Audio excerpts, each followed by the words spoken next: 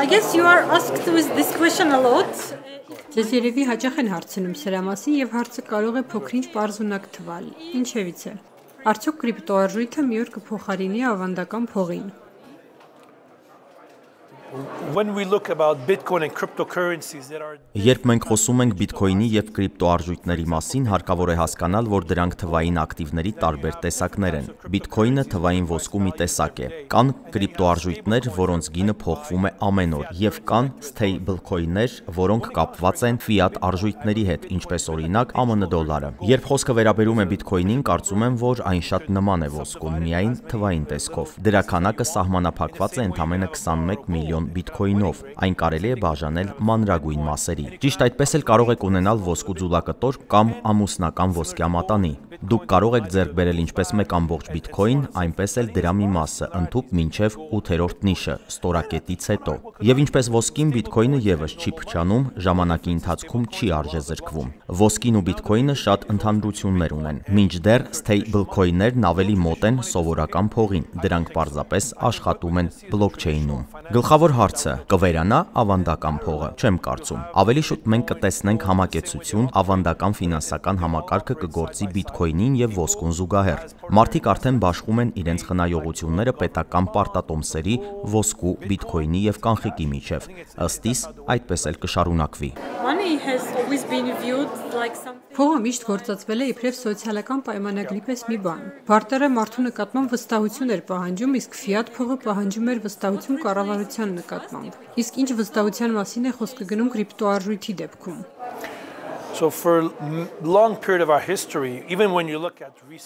Պատմության մեծ մասի ընթացքում փողն ապահովված է եղել ինչ-որ իրական բանով։ Վերցնենք օրինակ ԱՄՆ դոլարը, որը երկար ժամանակ կապված էր ոսկու հետ։ Մինչև 1971 թվականը ոսկե ստանդարտ էր գործում, բայց հետո ամեն ինչ փոխվեց, եւ հիմա արդեն գործում է զուտ ֆիատ համակարգը։ Մենք վստահում ենք կենտրոնական բանկերին, հույս ենք փայփայում, որ նրանք չեն արժեզրկի արտարժույթը։ Դա վստահության հարց է։ Բիտքոյնի եւ այլ թվային ակտիվների հմայքն այն է, որ կառավարությանը կամ կենտրոնական բանկին վստահելու կարիք չունենք։ Պարզապես պետք է հավատալ մաթեմատիկային եւ ծածկագրին։ Ամեն ինչ հստակ է։ Բիտքոյնի դեպքում թափանցիկ կանոններ են գործում։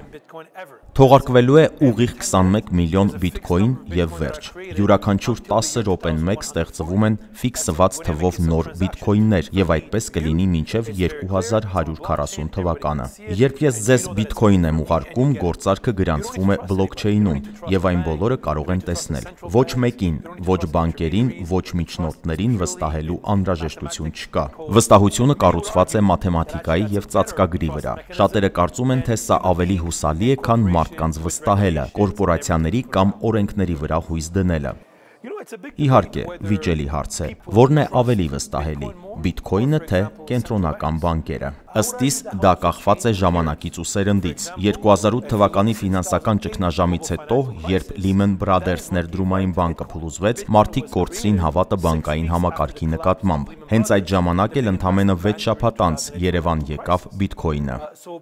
Երբ մարդիկ կորցնում են վստահությունը ֆիատ փողի, ֆոնդային շուկաների կամ կառավարությունների նկատմամբ, նրանք ոսկի են ձեռք բերում։ Ճիշտ այդպես էլ, շատ մարդիկ, հատկապես երիտասարդները, ընտրում են բիտքոյնը։ Անձամբ ես օրինակ համարում եմ, որ բիտքոյն պահելն ավելի հարմար է, քան ոսկի։ Բիտքոյնն ավելի հեշտ է պահել, տեղափոխել աշխարհով մեկ եւ պահպանումը ծախսեր չի պահանջում։ Իհարկե, ոսկին կարելի է որպես զարդ կրել, բայց կրիպտոարժույթը մարդուն աշխարհի ցանկացած կետում այն օգտագործելու ազատություն է տալիս։ Այստեղ կան դրական եւ բացասական կողմեր, բայց շատ բան կախված է սերնդից։ Հարցրեք երիտասարդներին, համոզված եմ շատերը բաժնետոմսերի, ոսկու կամ այլ ավանդական ակտիվների փոխարեն կգերադասեն բիտքոյնը։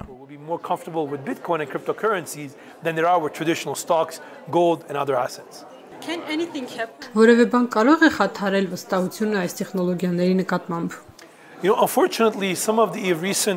Կրիպտոարժույթների աշխարհում վերջին սկանդալները բուն բիտքոյնին կամ թվային ակտիվներին չեն վերաբերում։ Խնդիրներն առնչվում են այս ոլորտում գործող ընկերություններին։ Վերցնենք օրինակ սնանկացումները կամ հաքերային կոտրումները, դրանք անբարեխիղճ խաղացողների ձեռքի գործն են։ Սնանկացած որոշ ընկերություններ պարզապես վատ էին կառավարվում, բիտքոինն այդ ամենի հետ առնչություն չունի։ Երբ օրինակ խոշորագույն FTX հարթակը սնանկացավ, բիտքոին ցանցը շարունակեց այնպես գործել, ասես ոչինչ էլ չի պատահել։ Խնդիրը միշտ մարդկանց մեջ է, ինչպես մարդիկ կարող են չվստահել կառավարություններին, կենտրոնական բանկերին կամ քաղաքական գործիչներին, ճիշտ այդպես էլ շատերը կվստահեն մաթեմատիկական ծածկագրին եւ խելացի պայմաններին։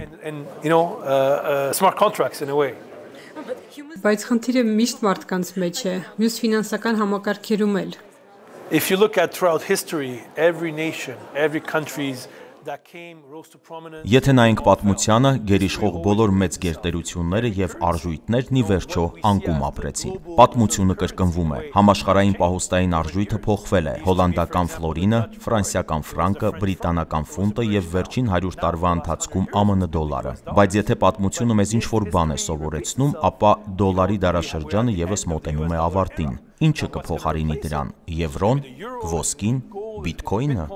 Ժամանակը ցույց կտա, բայց ես համոզված եմ, որ 16 տարի առաջ բիտքոինի հայտնվելն իսկական ճեղքում էր։ Թվային տնտեսության մեջ աշխարհում, որն ավելի ու ավելի ապակենտրոն է դառնում, բիտքոինը հնարավորություն է տալիս արժեքը փոխանցելու առանց միջնորդների։ Միջնորդների խնդիրը մեզ հետապնդել է դարեր շարունակ, եւ բիտքոինը լուծում է այդ խնդիրը։